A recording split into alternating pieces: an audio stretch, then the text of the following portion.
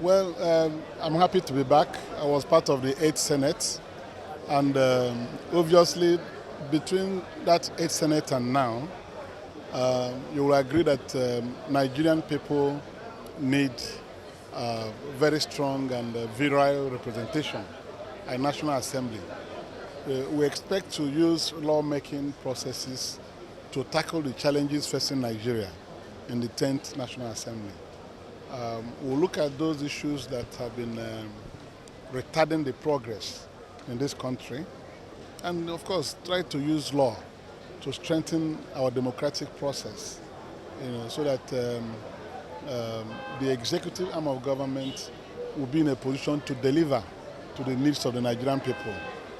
Any place we see any lapse in the actions of government, it will behove on us to intervene and get things properly on course. Nigerians deserve better living than we presently have, and working with the executive arm of government, we should be able to deliver improved living conditions for the Nigerian people. So you can see that it's a collective effort. The National Assembly will, through appropriation, make necessary provisions for those items that should be prioritized for the good of the Nigerian people. It's not enough to bring huge budgets to the National Assembly, and when those budgets are passed, you won't see the impact on the lives of the ordinary people on the streets. So we'll be able to look at those things and advise on prioritizing those things that will improve the living conditions of the Nigerian people.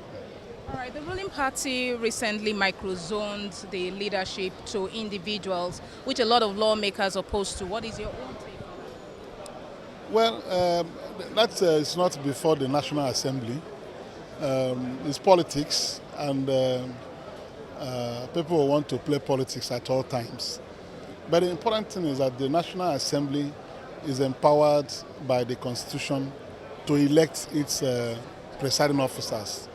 So we expect that no matter what anybody wants to achieve, we should be looking at a way of making the National Assembly very responsive to its responsibilities. Elect a leadership that will help to put the institution on a very strong footing, because Parliament is a place where people are not, you don't delegate people as such. The parliamentarians are independent-minded at all times. That is not to say that the National Assembly will be quarreling with the executive arm of government. It's not so. The Constitution is very clear on the independence of the three arms of government: the judiciary, the executive, and the legislature. So I think the best way to strengthen our democracy is to allow everybody to be on his lane. You do your own work, then expect others to do their own, and everything will go well.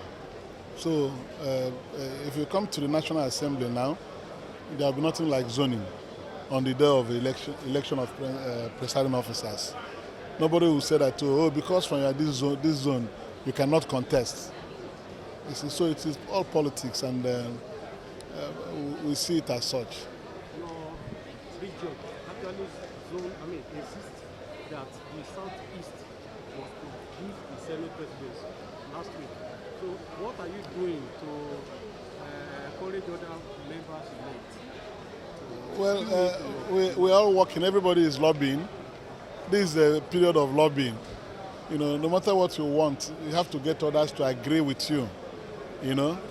Even the zoning you've alluded to, lobbying is going on, because it is not cast on stone or iron.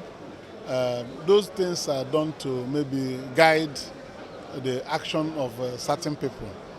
But the truth is that anything you want in the parliament, you lobby for it. You get people to understand your viewpoint, and then what's very important for all of us is that we practice inclusiveness In the 8th Assembly, I was a champion of equity and fairness, inclusiveness. We have to include all parts of Nigeria in the decision-making processes of this country. No matter how weak a zone is, you must find accommodation for them because they're Nigerians and they should not be discriminated against because they are weak.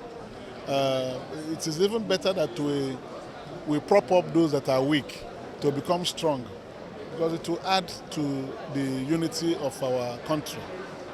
So it's not something anybody can do on the basis of winner takes all. It's something that requires balancing of actions and acts and balancing of institutions and positions so that everybody will move together as one country. Thank you. And they performed very well. So at the end of the day, as I keep saying, it is not about your tribe, it is not about your religion, it's about your capacity and your character. That's what determines what you can and cannot do. So I'm impatient when people try to describe your abilities with your tribe. It's not, they don't connect. All right, talking about women inclusivity, compared to the 9th Senate, this 10th Senate has a considerable low turnout of women. In the Senate, 3 new women are coming on board. What is your concern about the gender bills that were killed and may likely come up in this 10th Senate? Well, I have, from my few interactions with the other senators, most of them men, they have seen that those bills are necessary because even they are embarrassed by the number of women in the Senate. So I think the bills, a lot of what did not pass before, are more likely to pass now. Any special attention for women? Of course. Yes. If you know me well, I am very, very gender conscious, and I intend to ensure, even in my programs, my zonal intervention programs, there's a lot of empowerment for women. I believe that women are the backbone of the family. They are the heart and soul of the society.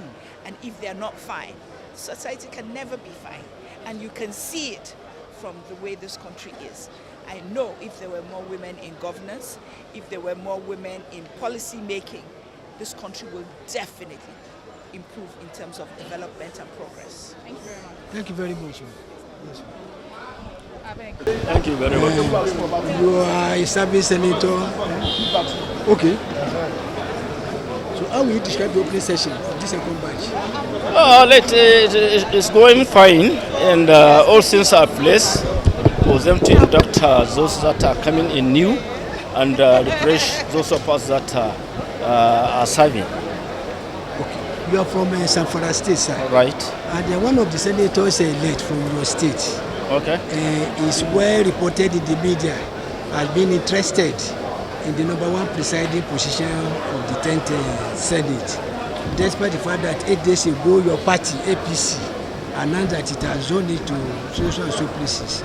So are you on the same page with that senator? Are you too sure of this, your statements, that the party has zoned it? I'm very, that not left to me, I'm not too sure. Okay. Because I expect the party to call me or call those of us, sit with us, and tell us that this is the position of the party.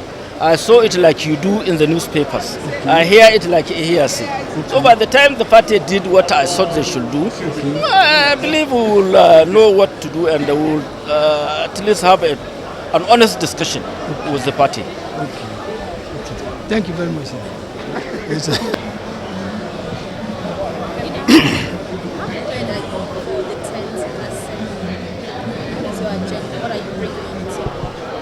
Well, as far as preparation is concerned, this is my home. You recall I've spent 16 years down the line. So I know the assembly, I know the institution very well, I know the challenges, and I know what is expected out of the National Assembly. I believe when you speak about National Assembly, the National Assembly of any nation is a reflection of that nation. So once the National Assembly is strong, it vibrates across the nation. So a weak National Assembly means a weak nation. A bad National Assembly a bad nation, a corrupt National Assembly, a corrupt nation. If the nation is not doing well, the National Assembly is quietly to blame. So I'm prepared. I know the job. We've gone a long way. We've been into so many trenches in making sure that the independence, particularly of the National Assembly, is strictly adhered to. And that is what we are going there to insist. What's your take concerning the zoning of the 10th leadership? I have no particular interest with zoning. As far as I'm concerned, I'm an opposition member in the parliament.